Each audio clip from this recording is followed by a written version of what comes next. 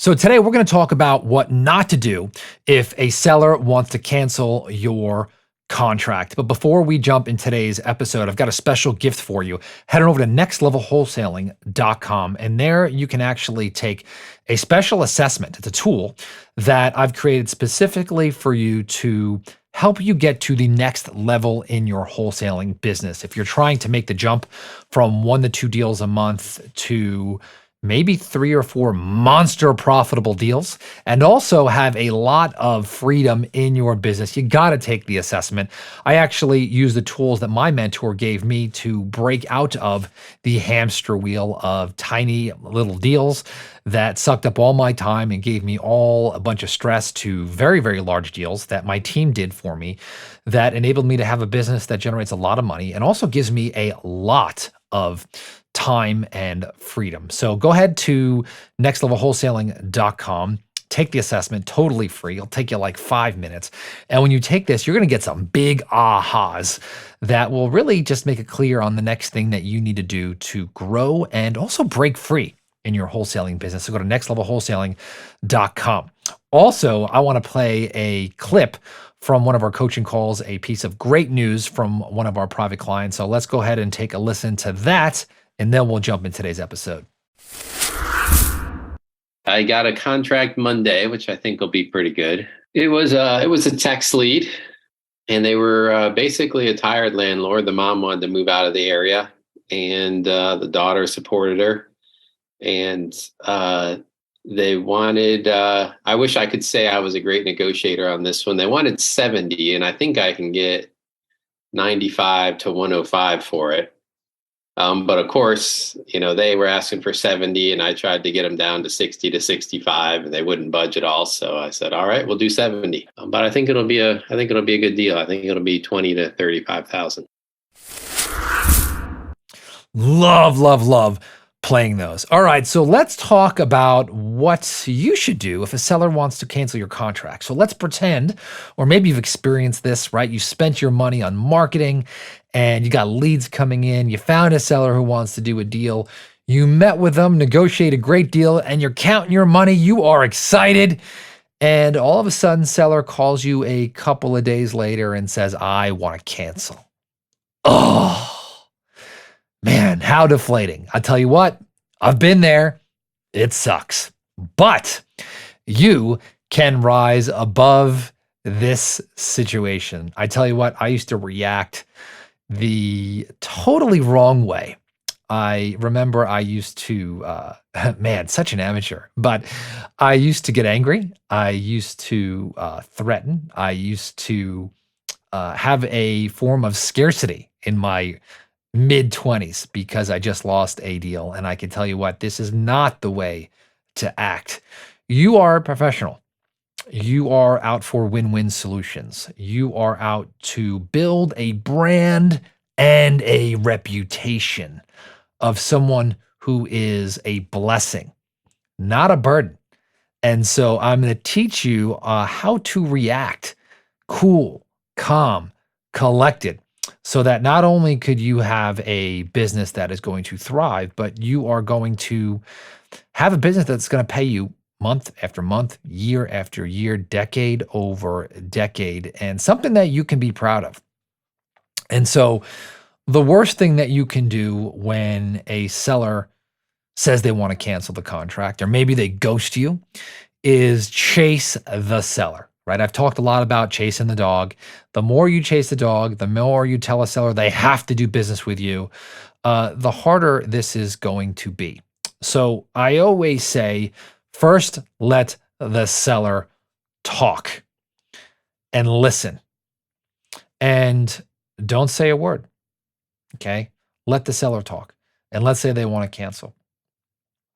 My first reaction is, can you tell me a little bit more?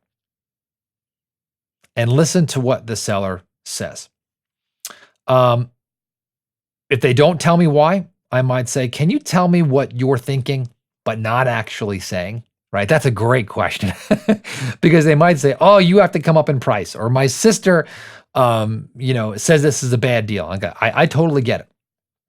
My initial reaction, my initial coaching for you and stay tuned here, is, hey, look, if you don't want to do this deal, I totally understand. I'll let you out of the contract. No questions asked. I only want this to be a win for you. So in my mind, contract is canceled. Then say, but I am curious, right? Can you tell me what I could have done better here? And then listen. So now you disarm the seller and let them talk. I said that would be a huge favor to me. And so you're going to find out one of two things. Either this is situational in their life. Maybe they don't want to move. Maybe it's overwhelming. Maybe they want to stay. Fine. In that case, great. But maybe you're going to find out that somebody outsold you. Maybe they offered more value. Maybe they let the seller stay there for 3 months after closing, and that's what they wanted. Maybe they offered a storage unit to the seller. I don't know what it is, right? Maybe they agreed to adopt their dog because they couldn't take their dog with them to their next house. I don't know what it is, but you want to find that out. And you do that by not chasing. You let them out of the agreement, you start over, and you listen. Now, hopefully, you've built a lot of rapport, and they are feeling pretty bad about canceling on you. So at the very least, right, keep them a friend, make a friend, don't cause conflict, and just listen, because maybe they want to help you and now tell you what you could have done better. So if it's a scenario where now they just don't want to move, geez, let them out completely. No questions asked, make a friend, and hopefully that deal will come back to you, and maybe even better terms this time. So that's what I would say about that. If you feel like they're canceling because they're going with somebody else, I can tell you, sure, this is emotionally, it's hard and it's damaging, but you want to find out why. But also in an environment where you're going to let them out of the agreement. Now, not everybody listening to me on this podcast is going to agree. But I can tell you that things go much, much, much better for you. I have enforced contracts before, and I can tell you that it's not fun. You know, I don't particularly like to get paid that way. I like people to have a big smile on their face when we do a deal, leave a testimonial, take a picture, give me thumbs up, and tell their friends about me, right? Our company. And that's the way that makes this business fun. If you're forcing someone to do a deal, I don't know. It just doesn't feel good. So I would say this, my opinion, let them out of the contract. Now, are there circumstances, that I might change my mind? Maybe if we're like 2 days before closing and all of a sudden the seller tries to go with somebody else $20,000 higher and not tell me and try to go behind my back, maybe I might fight it, but usually not. Okay, so my first bet is build a relationship, let them out, have a smile on your face, send them a thank you card, tell them if anything changes, you're here, and move on. My overwhelming recommendation. Because if you do that, I tell you what, 7 out of 10 times that deal is coming back. And they're going to be very, very happy to do business with you. Now, in another scenario, let's say you decide not to let them out. Here's what I'm going to do. And by the way, check with your attorney on this. But I would legally record my interest. Okay, this is if you don't take my advice. And what I mean by that is record your contract. Now, in most states, you can record your contract without buyer or seller interest. But if you are in a state that requires both parties to sign, it's always a good idea to get your contracts notarized. And so you can sign, you can record your contract if it is signed by both buyer and seller, if your contract is notarized. So you can record your agreement. I would not argue with the seller in this case. I would just say, hey, I'm ready to close. I know that you said you want to cancel, but when you're ready to close, I'm here. And then just wait. Don't threaten. Don't argue. Just wait. And then over time, if that seller tries to sell to somebody else, your interest will pop up, right? The title company will call you, and then the seller is going to have to deal with you then. And so you can decide to release your interest or negotiate with the seller for some kind of buyout. And I have done that on a few deals where the seller was not communicating. So if I have a seller that won't communicate, what I'll do is I will just record our interest. I'll send a letter to the seller and say, hey, we're ready to close. We haven't been ready to get a hold of you. And then I'll wait for the seller to come back to me. We recently had a deal like that that was a couple of years old where the seller just didn't show up for closing, wouldn't communicate. We recorded our interest and it just came back and we negotiated for a $10,000 buyout. Knowing what I know now is I would just cancel. Okay. It's much more important to build your brand. Now, let me give you a mindset shift here, right? Why don't we want to cancel?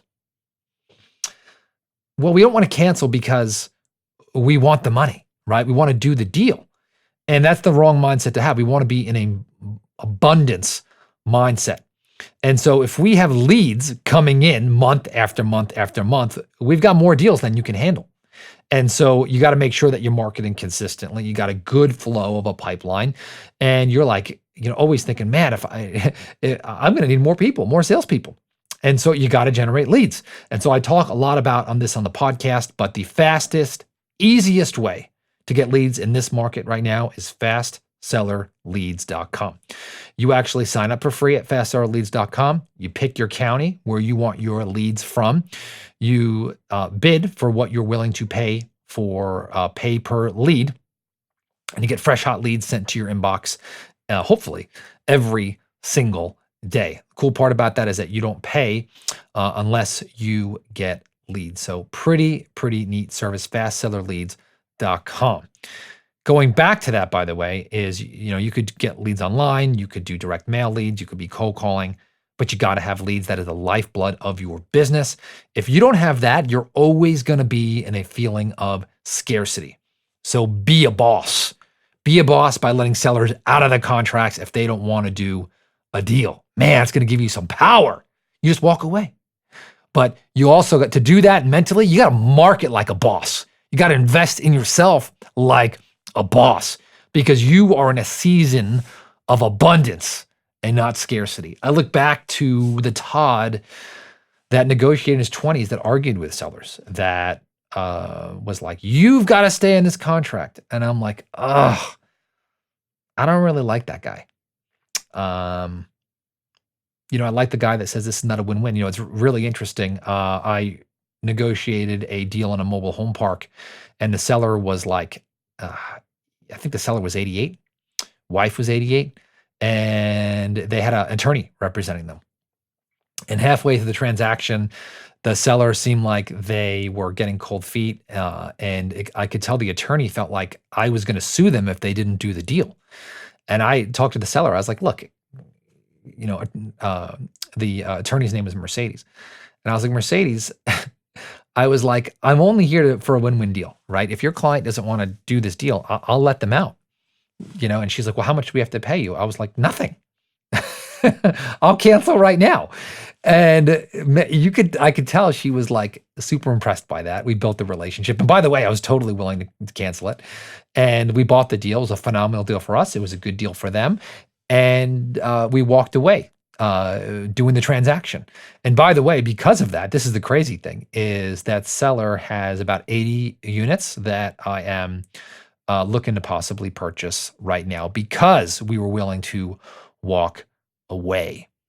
So to summarize, I always think the best policy is to let the seller out of the contract immediately, take all the pressure off. Number two, try to find out why, though. Maybe there's an objection that you can overcome. Three, send a thank you card, even after the fact, because I could tell you 7 out of 10 times that deal is going to come back. Four, if you feel like they're going with a competitor or for something, reason is I would still let them out. But if you decide not to, you can record a memorandum of interest if your contract is notarized in most states. And don't argue. Just tell the seller that you're still willing to close and do not threaten to sue. Just wait. And when that deal closes with another title company, you may get a call and you can decide what to do at that point. Okay, of course, check with your attorney on that one. Do it the legal way, right? But I can tell you in general, the best policy is to let people out of the contracts and be a boss. And you can only be a boss is if you market like a boss. Generate some leads for yourself. Don't be in a place of scarcity, but abundance. And that is by continually investing in your business with leads. So I hope you enjoyed today's show. If you want to download that assessment, go to nextlevelwholesaling.com and download that free assessment today. And I will talk to you on the next episode.